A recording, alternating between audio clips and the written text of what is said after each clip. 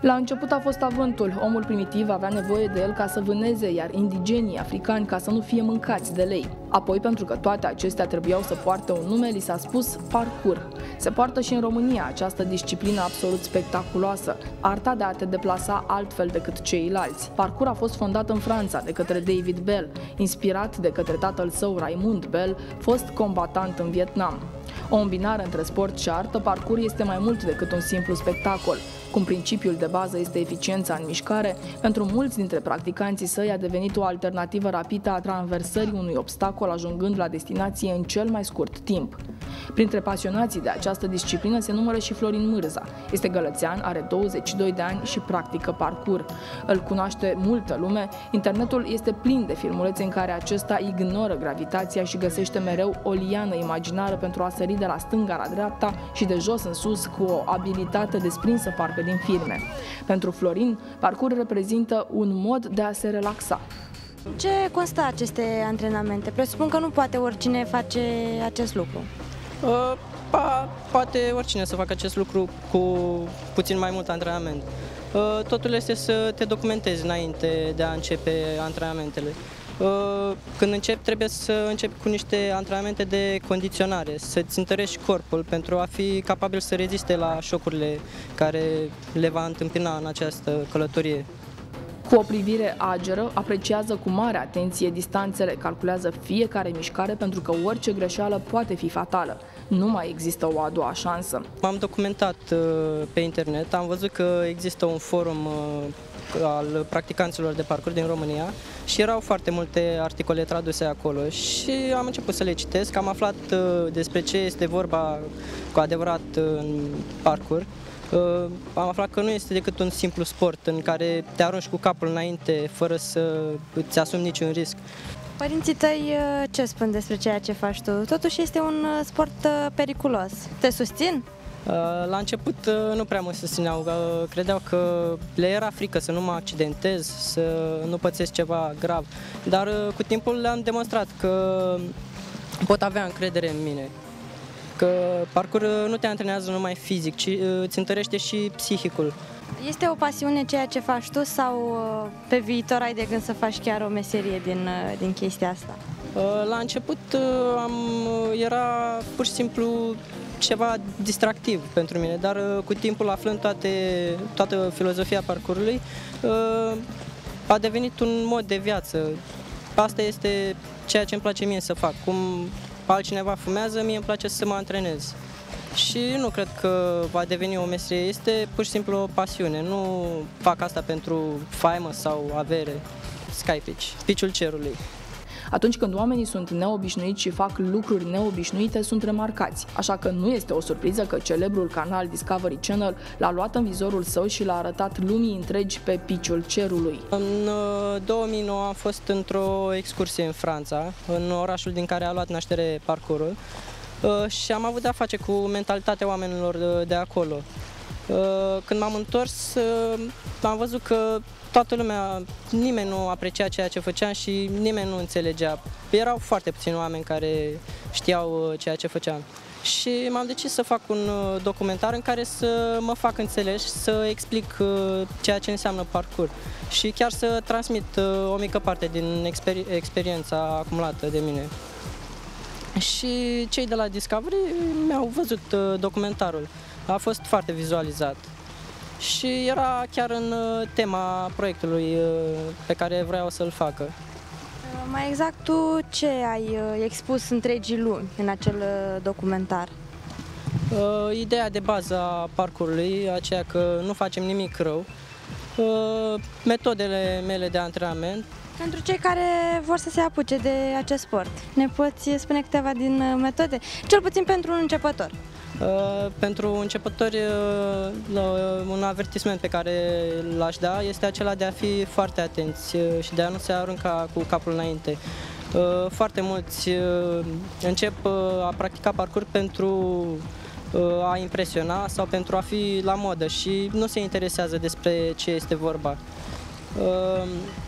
Și le dau un sfat să se intereseze înainte de a face, să se informeze înainte de a face așa ceva Deoarece e ridicol să cauți libertatea și să ajungi într-un scaun cu rotile. Trebuie să înceapă de jos, de la sărituri foarte mici și de la condiționarea corpului, să și-l întărească. Și ușor, ușor să crească nivelul dificultății de antrenament. În Galați sunt suficiente locuri pentru astfel de antrenamente? Sunt destule locuri pentru antrenament, însă în 6 ani de când practic parcurs s-au cam diminuat și trebuie să mă uit în alte locuri în care nu m-am antrenat până acum, dar întotdeauna se găsește ceva nou. Te-ai gândit vreodată să renunți la parcurs sau ai de gând pe viitor? Am avut momente în care nu eram motivat, deoarece aveam prieteni în jur cu care mă antrenam și s-au lăsat ușor, ușor și rămăsesem singur și începusem să-mi pun unele întrebări care chiar nu-și aveau rostul, gen de ce continui să fac asta, cu ce mă ajută, dar știam răspunsurile în sinea mea, nu trebuia să-mi pun astfel de întrebări, doar făceam ceea ce îmi place și ce mi-am dorit dintotdeauna. Dar care este motivul pentru care prietenii tăi au renunțat? Iar pe tine, nu? Fiecare s-a apucat dintr-un anume motiv și au dat seama că nu asta este ceea ce vor să facă toată viața, nu erau așa pasionați de chestia asta, însă pentru mine mi-a plăcut dintotdeauna. De mic, de când eram copil, îmi plăcea să sar, să alerg și să fac toate chestiile acestea. Mă luam la întrecere cu prietenii mei să vedem că când dădeam mingea pe garaje, să găsim o cale cât mai rapidă de a ajunge să o luăm. Deci totul e din copilărie. Exact. Te-ai gândit sau îți dorești să ajungi cunoscut practicând acest sport? Nu m-am gândit la lucrul acesta pentru că, după cum v-am zis, fac pentru mine. Însă, dacă se ivește vreo ocazie, o fac nu pentru a deveni cunoscut, ci pentru a transmite mai departe această artă și pentru a încerca să schimb mentalitatea de aici, de la noi. Dacă vine un prieten la tine și îți spune că vrea și el să facă ceea ce faci tu, îl îndemn să se apuce de parcurs? Desigur, îi dau toate sfaturile necesare și dacă îi place, îl susțin în tot ceea ce face. Florin nu se dă în spectacol, nu are pe cine să mai impresioneze, dar se lovește de ignoranța spațiului în care se desfășoară. Nu odată a fost batjocorit de trecători în timp ce se antrena, iar polițiștii comunitari îl iau mai de fiecare dată la întrebări. Știm că puțini sunt cei care înțeleg ceea ce faci tu și, mai exact, te privesc într-un mod ciudat când te antrenezi. Cum treci peste aceste aspecte negative? Fiecare om e liber să aibă părerea lui despre ceea ce vede. La început eram oarecum stânjenit, deoarece se uita toată lumea la mine și nu înțelegeau ce fac, mă considerau nebun, însă în timp am ajuns să le accept părerile, să nu dau importanță. Sunt doar eu și ceea ce fac. Din punctul tău de vedere, care este cheia succesului spre performanță? Foarte multă răbdare și foarte mult antrenament. Ți-a fost frică vreodată înainte de o schemă sau te-ai speriat după ce ai făcut schema respectivă? Cea mai mare frică la o anumită săritură pe care am făcut-o în Franța era un monument de alpinism și eram pe la jumătatea lui. Doream să ajung sus, însă eu am frică de înălțimi și m-am oprit la jumătate, deoarece știam că chiar dacă ajungeam sus, nu puteam să mă mai dau jos. Și m-am oprit la jumătate și trebuia să fac o săritură. Nu era foarte mare, avea 1 metru distanță, însă era foarte mult înălțime. Însă am stat și m-am gândit și mi-am dat seama că o pot face. Mi-am acumulat toate puterile și mi-am depășit această frică de înălțimi. Cât timp se poate ajunge la performanță? Ție cât timp ți-a luat până o schemă ți-a ieșit foarte bine? Păi, un element trebuie să repeți de foarte multe ori, de 1000 de ori până să-ți intre în reflex, să simți că îl stăpânești foarte bine, ca și cum pe mișcarea pe care o știi dintotdeauna. Însă fiecare persoană are evoluția ei, însă nu e foarte bine să ai o evoluție foarte rapidă, deoarece organismul nu ajunge să fie... Nu face față antrenamentului respectiv. Antrenamentul respectiv, exact. Trebuie să-l întărești în timp. Deci fiecare are evoluția lui. Este nevoie de un echipament anume? Parcurs este un sport liber. Ideea pe care David Bell, inițiatorul parcursului, încearcă să o transmită este aceea că nu-ți trebuie absolut niciun accesoriu sau structuri specifice pentru a face parcurs. Te folosești de ceea ce există în mediul care te înconjoară.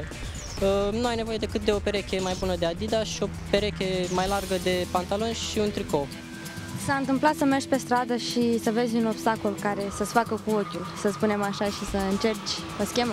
Se mai întâmplă chiar dacă nu sunt ieșit la antrenament și sunt îmbrăcat de oraș, văd un loc nou pe care nu l-am mai văzut până acum și în momentul acela mă duc și încerc mișcarea respectivă.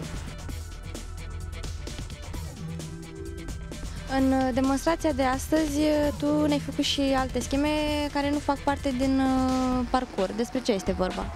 Este vorba despre câteva elemente de freerunning. Freerunning-ul este apropiat de parcurs, însă au scopuri diferite.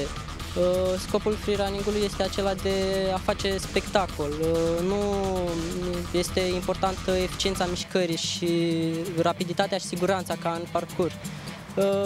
Vi le-am arătat pentru a face o diferență. Multă lume le confundă și mie îmi place să învăț cât mai multe lucruri. Știu și câteva elemente din freerunning. Îmi place să știu câte puțin din toate. Te-ai gândit vreodată să înlocuiești parcursul definitiv cu un alt sport? Niciodată.